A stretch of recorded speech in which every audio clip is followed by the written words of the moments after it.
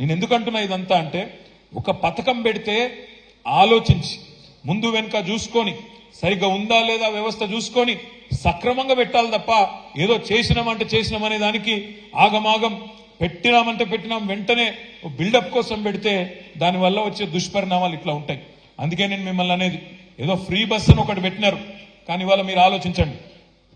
ఈ రాష్ట్రంలో ఓటర్లు తీసుకుంటే 18 ఏళ్లు పైబడ్డ ఓటర్లు తీసుకుంటే 3,18,00,000 మంది ఓటర్లు ఉన్నారు. అందులో సగం మంది మహిళలు, 51% పైగా మహిళలు ఉన్నారు. అంటే 1,57,00,000 మంది మహిళలు ఉన్నారు. మరి 1,57,00,000 మంది మహిళా సోదరిమణులు 18 ఏళ్లు పైబడ్డ వాళ్ళు ఎవరైతే ఉన్నారో వాళ్ళందరికీ మహాలక్ష్మి ఇస్తానని చెప్పినారు. మీకు పార్లమెంట్ ఎన్నికల లోపలనే మార్చి 17 లోపలనే ఇస్తాము, 100 రోజుల్లోనే ఇస్తామని చెప్పినారు. మరి 100 రోజుల్లో మహాలక్ష్మి పథకం ప్రారంభిస్తారా లేదా మీరే ఒక్కసారి ఆలోచించాలని చెప్పి నేను కోరుతా ఉన్నా. మోసం, కాంగ్రెస్ నైజం ఎట్టి పరిస్థితుల్లో ఇయ్యరు. ఇస్తే కూడా ఏం చేస్తారు? 1,57,00,000 మందికి ఇస్తారా? ఇయ్యకుండా తప్పించుకునే ప్రయత్నం చేస్తారు. ఏదో ఒక షరతు పెట్టి ఇంటికొకటని, తెల్ల కార్డని. మీరు ఒక మాట ఆలోచన చేయండి. కేసీఆర్ గారు ఉన్నప్పుడు ఇదే హైదరాబాద్ మహానగరంలో మనం కూడా ఇంటింటికి పోయి సమగ్ర కుటుంబ సర్వే చేసినాం. ఏం చేసినాం అన్నాడు? మీరు ఇళ్లలోనే ఉండండి, మీ ఇంటికే అధికారులు వస్తారు, వచ్చి అన్ని వివరాలు రాసుకొని పోతారు అని చెప్పి ఇళ్లలోనే ఉండండి, దయచేసి ఇంట్లోంచి బయటికి కదలకండి అని చెప్పి మీరు ఇంట్లో మంచిగా కడుపులో చల్లగదలకుండా ఉంటే ఇంటికి అధికారులను పంపించి అన్ని వివరాలు రాసుకున్నాం. అదే కాంగ్రెస్ ప్రభుత్వం ఏం చేసింది? లైన్లు కట్టండి, దరఖాస్తులు పెట్టండి అని చెప్పి లైన్లు కట్టిస్తే ఆ లైన్లలో చాంతాడంత లైన్లలో కింద పడ్డ వాళ్ళు, మూర్ఛపోయిన వాళ్ళు, గంటలు నిలబడి అలసిపోయిన వాళ్ళు. అది వాళ్లకు మనకు అది తేడా.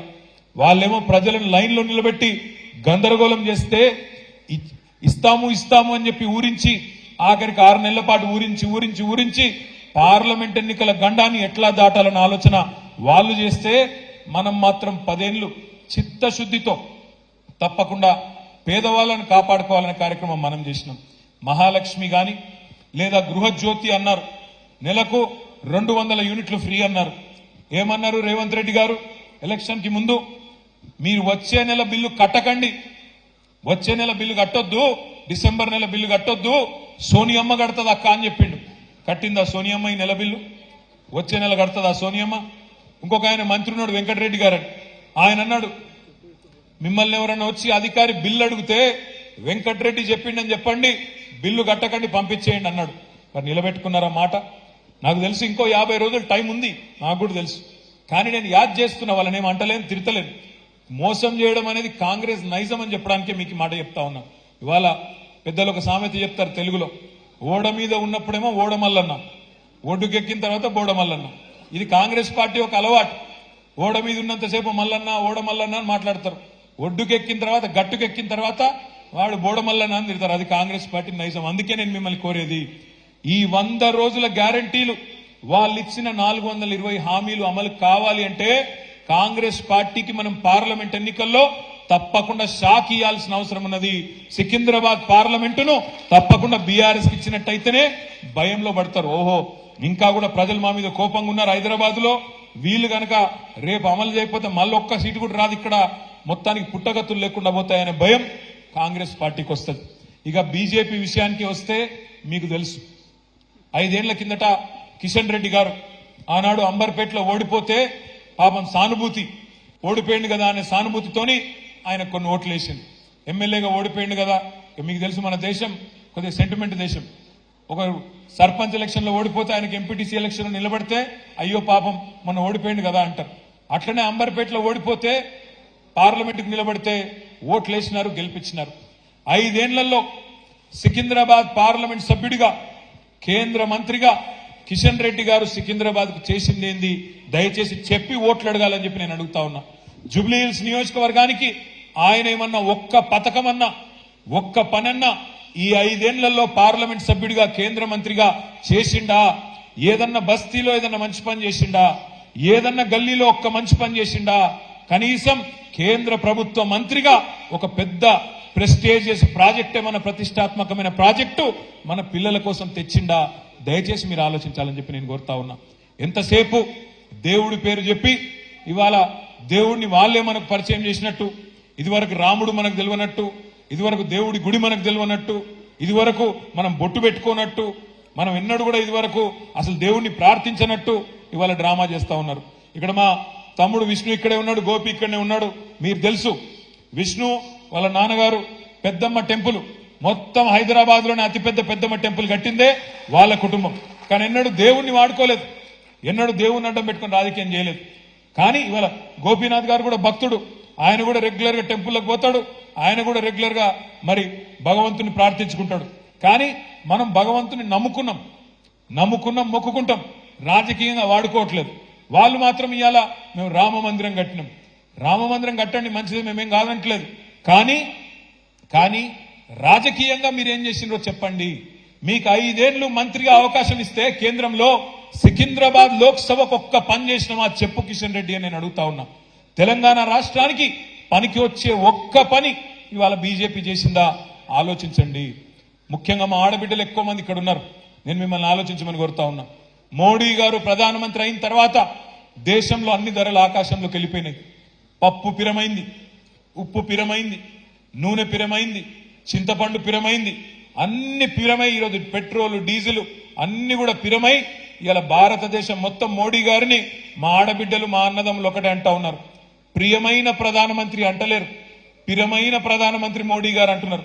అన్ని పిరం చేసిన మహానుభావుడు, సిలిండర్ ను 1200 చేసిన మహానుభావుడు మోడీ గారు. డీజిల్ ను పెట్రోల్ ను అన్ని ధరలు పెంచి ఆకాశంలో పెట్టిన మోడీ గారిని ఇవాళ మళ్ళీ ఆయన పార్టీని ఆదరించడానికి ప్రజలు సిద్ధంగా లేరు.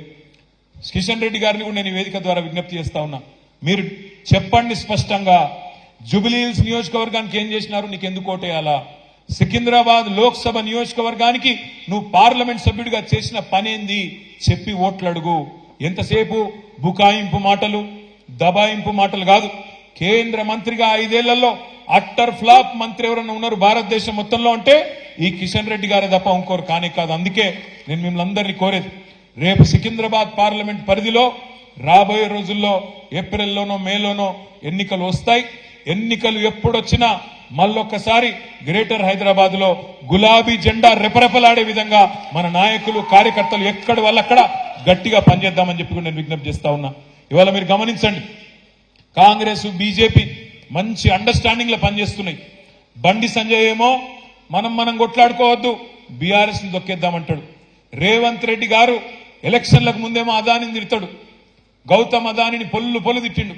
ఏమన్నాడు, ఈ అదాని అంటే ఆయన మోడీ మనిషి, మోడీ తొత్తు, డబల్ ఇంజన్ అంటేనే ప్రధాని అదాని అని గొప్ప స్పీచ్లు ఇచ్చిండు రేవంత్ రెడ్డి. కానీ వెంటనే స్విట్జర్లాండ్ పోయి అక్కడ అదాని గారిని అలై బలై చేసుకొని, అదాని గారు ఇప్పుడు చాలా మంచోడైపోయిండు, గంగల మునిగిండు, చాలా గొప్పవాడు, చాలా పవిత్రమైన మనిషి అని చెప్పి ఆయనతో ఒప్పందాలు చేసుకుంటా ఉన్నారు. అందుకే ఆలోచించండి, ఎవరు ఎవరితో కలిసి ఉన్నారు.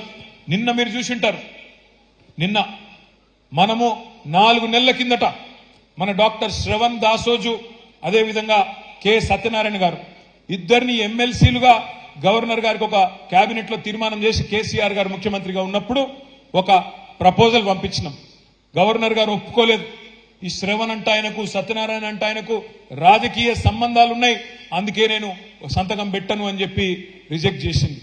అదే నిన్న రేవంత్ రెడ్డి గారు పోయి కోదండరాం గారికి ఇంకొకలకు నామినేషన్ ఇస్తే వెంటనే ఒకటే క్షణంలో సంతకం పెట్టింది. నేను అడుగుతా ఉన్నా, మరి కోదండరాం గారు నిన్నటి దాకా మీరు సంతకం పెట్టినాడు కూడా ఒక రాజకీయ పార్టీ అధ్యక్షుడు కాదా? మరి ఎవరితో కలిసి ఉన్నారు? మేము ఒక పేరు పంపితేనేమో రాజకీయ సంబంధాలు ఉన్నాయంటావు, కాంగ్రెస్ వాళ్ళు పంపితే మాత్రం ఒక రాజకీయ పార్టీ అధ్యక్షుడినే ఎమ్మెల్సీ చేస్తావు. కాంగ్రెస్ బీజేపీ ఇక్కడ తెలంగాణలో ఒక ఫెవికాల్ బంధం లాగా ఇవాళ బ్రహ్మాండంగా కలిసిమెలిసి నడుస్తా ఉన్నారు. రేవంత్ రెడ్డి గారు పోయి ఢిల్లీకి పోయి అమిత్ షాని కలవంగానే కింద ఇక్కడ ఏం జరుగుతుంది, ఇక్కడ 2 శాసన మండలి స్థానాలు ఖాళీ అయితే ఎమ్మెల్సీ స్థానాలు రెండిటికి